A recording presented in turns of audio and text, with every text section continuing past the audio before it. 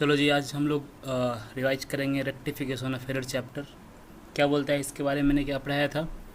तो मैंने बताया था it refers to the process of identifying and correcting the errors in the books of account which may have occurred during the recording transaction and posting the transaction and balancing the ledger, right? कहने का मतलब है जब हम लोग journal entry बनाते हैं जब हम लोग लेजर का पोस्टिंग करते हैं, जब हम लोग लेजर के बाद बैलेंसिंग करते हैं, उस दौरान अगर किसी भी तरह का मिस्टेक हो गया, किसी भी तरह का गलती हो गया, तो उसको रेक्टिफाई करने के प्रोसेस को हम लोग रेक्टिफिकेशन ऑफ एरर बोलते हैं, राइट? उसके बाद मैंने बड़ा इंपॉर्टेंट बात बताया कि जैसे ही आपको पता लग जाए कि ये मिस्टेक हुआ है और मिस्टेक को एनालिसिस करने के बाद जब आप उसके सॉल्यूशन को डिस्कवर कर लेते हैं तो एज सून एज उसको आप सुधार लीजिए, क्योंकि उसका प्रभाव आपके ट्रायल बैलेंस पे, उसका फ़र्क आपके फाइनेंशियल स्टेटमेंट पे आता है। नाउ अब हम लोग बात करेंगे टाइप ऑफ एरर्स के बारे में। एरर्स कितने तरह का होता है? तो एरर्स यहाँ पे हमने आपको बताया था, एरर्स हमारे पास 4 तरह का होता है। पहला sir error of omission, error of commission, error of principles and compensating error. Error of omission क्या होता है सर? एरर ऑफ ओमिशन वो एरर होता है सर जहाँ पे किसी जर्नल एंट्रीज़ के दौरान कोई एंट्री छूट गया हो। अब छूटने का मतलब यहाँ पे या तो कम्प्लीटली छूट गया हो या तो हमारा पार्शियली छूट गया हो। डेबिट पोर्शन तो लिख दिया मैंने, क्रेडिट पोर्शन लिखना भूल गए जी। सो इस तरह के एरर को हम लोग बोलेंगे एरर ऑफ ओमिशन। सर इसका क्या ट्रायल बैलेंस पे फ़र्क पड़ता है? सर क्या इस एरर से हमारा ट्रायल बैलेंस मिसमैच हो जाएगा? तो अगर पार्शियली छूटा होगा तो ट्रायल बैलेंस को इफ़ेक्ट कर देगा, और अगर कम्प्लीटली छूट गया होगा तो ट्रायल बैलेंस को इफ़ेक्ट नहीं करेगा, क्योंकि डेबिट भी नहीं लिखा गया होगा, क्रेडिट भी नहीं लिखा गया होगा जी। नाउ नेक्स्ट एरर जो बात करता है एरर ऑफ कमीशन के बारे में। ये क्या बोलता है सर? ट्रांजैक्शन तो रिकॉर्डेड है, transaction is recorded but in the wrong account and like wrong amount या मिस्टेक इन सम, लाइक किसी भी तरह का मिस्टेक हो गया, गलती अकाउंट में हम पोस्ट कर दिए, हमको लिखना चाहिए था परचेज अकाउंट में, लिख दिए मशीनरी अकाउंट में, राइट? हमको लिखना चाहिए था 210, लिख दिए 120। सो इस तरह के मिस्टेक्स को हम लोग बोलेंगे एरर्स ऑफ कमीशन। इससे फ़र्क पड़ेगा अपना ट्रायल बैलेंस पे सर। यस सर पड़ेगा। Now error of principle. What is error of principle? Transaction is recorded against the accounting rules and principle. जैसे क्या होता है, मेजॉरिटी इसमें जो अंडरस्टैंडिंग इशू होता है हमारा कैपिटल्स एंड रेवेन्यू आइटम्स के बीच में होता है कि जैसे कोई हमारा खर्चा है, रेवेन्यू नेचर का खर्चा है, लेकिन हमारे अंडरस्टैंडिंग में वो आ गया या समझ में नहीं आया और हमने उसको कैपिटल नेचर के खर्चा में उसको लिख दिया। सो इस तरह के एरर्स को हम लोग एरर ऑफ प्रिंसिपल बोलते हैं, जहाँ पे अकाउंटिंग रूल्स एंड प्रिंसिपल का ही इशू है। ये जनरली आपको ट्रायल बैलेंस में फ़र्क नहीं डालते हुए दिखेगा। नाउ नेक्स्ट आता है आपका कंपनसेटिंग एरर। ये कंपनसेटिंग एरर क्या होता है? बेसिकली इसमें 2 एरर्स होता है, एक गलती दूसरे गलती को छुपा देता है जी। ऐसे एरर्स को हम लोग बोलते हैं compensating error. Now stage of rectification, कब हम इसको सुधारने के सिचुएशन में होंगे, स्टेज में होंगे? इट डिपेंड्स क्या सर? पहला case before preparation of the trial balance. अगर हमको एरर पता चल गया ट्रायल बैलेंस बनाने के पहले ही कि हमारा एरर हो गया है जी, then in that case we will have a simple correction. We need to post the rectification entry in a original entry और अ लेजर, जिसमें आपको पता चल गया कि इसमें मिस्टेक हुआ है तो आप उसमें जस्ट आप एंट्री पोस्ट कर देंगे, सुधार कर लेंगे, बस कहानी ख़त्म हो जाएगा। Next, after preparation of the trial balance but before final account. अब ट्रायल बैलेंस बन गया, हमारा एरर पता नहीं चला, लेकिन फाइनल अकाउंट हमारा अभी तक नहीं बना है। In this case we will be pass the proper journal entries to rectify the error. जैसे सर जैसे if an account was not debited, जैसे सपोज हमारा कोई अकाउंट है जो डेबिट नहीं हुआ था। नाउ अब आपको पता चल गया, then you have to debited now. Similarly अगर कोई अकाउंट जो क्रेडिट नहीं हुआ था, अब उसको क्रेडिट कर देंगे। If an account was wrongly debited, तो क्रेडिट कर देंगे। क्रेडिट करेंगे क्यों सर? ताकि वो कैंसिल हो जाए, और डेबिट उसको करेंगे जो करेक्ट वन होगा, जो होना चाहिए था। If an account was wrongly credited, तो उसको डेबिट कर देंगे। डेबिट कर करके उसको पहले इफेक्ट कैंसिल करेंगे, एंड क्रेडिट उसको करेंगे जो होना चाहिए था।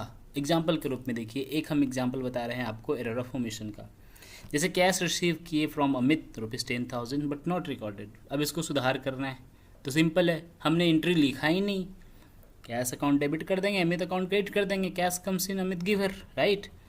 नाउ एरर ऑफ कमीशन का एग्जाम्पल देखो, 5,000 receive from Suresh and wrongly credited to Ramesh. देखो गलती क्या हुआ कि कैश को डेबिट कर दिया हमने और रमेश को क्रेडिट कर दिया, जबकि करेक्ट एंट्री क्या होना चाहिए था, कैश को डेबिट करना चाहिए था और सुरेश को क्रेडिट करना चाहिए था, क्योंकि यहाँ पे सुरेश गिवर है।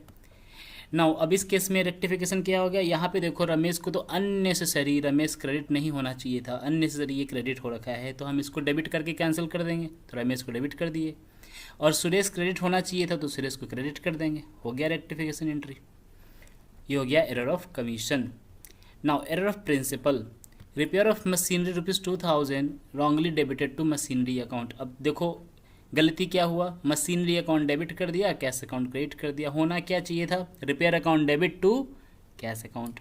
अब इसको कैसे सुधारेंगे, मशीनरी तो अननेसेसरी डेबिट है, उसको क्या कर दोगे, क्रेडिट कर दोगे, रिपेयर को डेबिट कर दोगे, ख़त्म। नाउ ये था आपका एरर ऑफ प्रिंसिपल।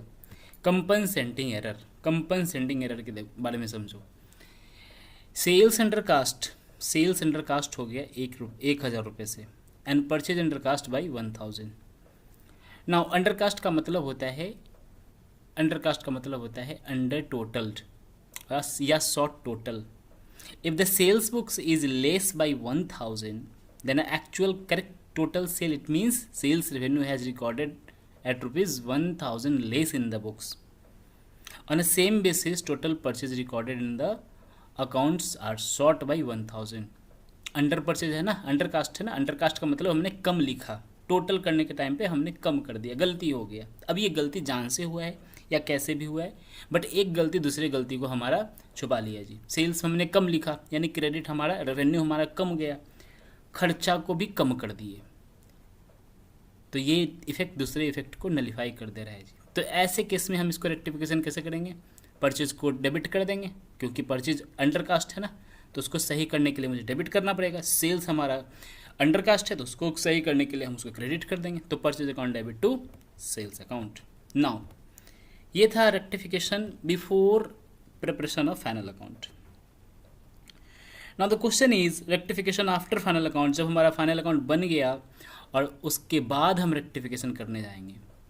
देखो if the errors belongs to the previous year, अब इसका मतलब क्या हो गया, हमारा फाइनल अकाउंट मतलब ईयर क्लोज, इस साल का फाइनेंशियल स्टेटमेंट बन चुका है, हम लोग नेक्स्ट ईयर में आ चुके हैं, और नेक्स्ट ईयर में ऐसे पिछले साल के एरर्स को हमने आइडेंटिफाई किया और उसको करेक्टिव एक्शन निकाला कि हाँ एक्चुअली में क्या मिस्टेक था कि ये हमारा पिछले साल गलती हो रखा था जी।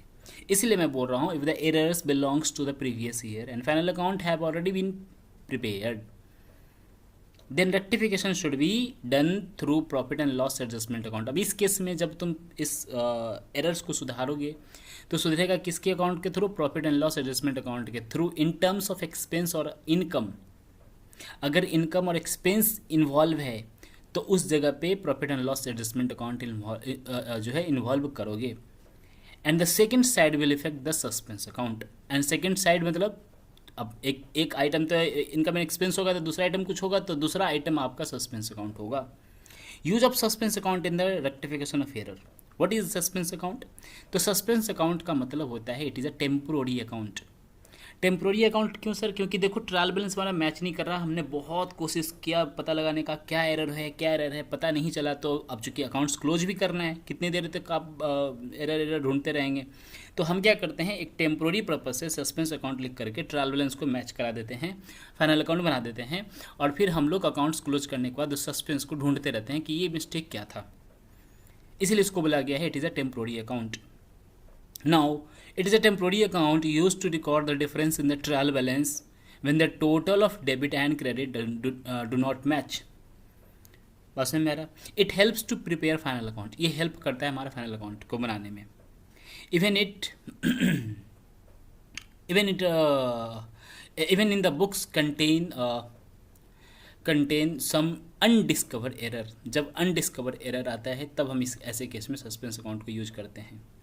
Now suspense account use generally in one side error. Generally suspense account का यूज कहाँ पे आता है, जहाँ पे वन साइडेड एरर है।